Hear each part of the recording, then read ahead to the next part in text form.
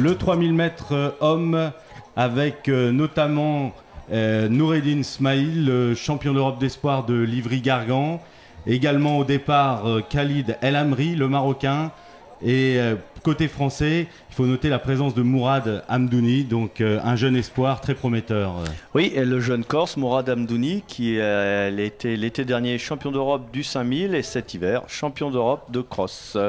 En junior, les 2 fois, un grand espoir du demi-fond français. Le départ est donné et à l'extérieur, le Marocain Khalid El Amri qui prend les devants, qui creuse l'écart, déjà 5 mètres d'écart au bout d'une centaine de mètres de course. En fait, je pense que El Amri est deuxième là. Il s'agit de Farid Es-Saki, le lièvre, alors que maintenant, c'est effectivement les Kenyans qui prennent les affaires en main dans le peloton pour mener la chasse, avec à leur tête le grand Isaac Sang, donc un très bon spécialiste du demi-fond, et à ses côtés Noureddin Smail.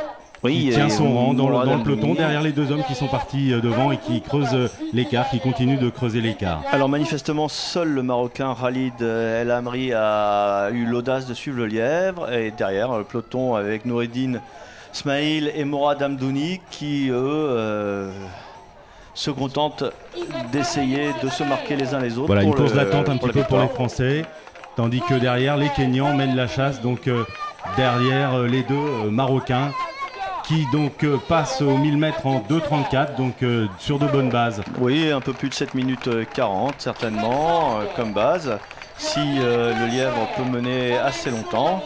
Et le lièvre Es-Saki s'est écarté et a laissé partir donc El Amri, Khalid El Amri, le Marocain, qui continue la course en tête. On voit Noureddin Smail en 3e position, très bien placé, et Mourad Amdouni est légèrement décroché derrière. Isaac Sang, là, le Kenyan, qui revient sur le Marocain et qui pourrait le déposer. Dans la dernière ligne droite, Isaac Sang qui fait l'effort, mais Khalid El Amri résiste jusqu'au bout et coupe la ligne en tête juste devant le Kenyan, donc Isaac Sang. Oui, c'est formidable ce qu'a fait le Marocain, parce qu'il a mené longtemps et il n'a pas laissé revenir derrière lui le Kenyan.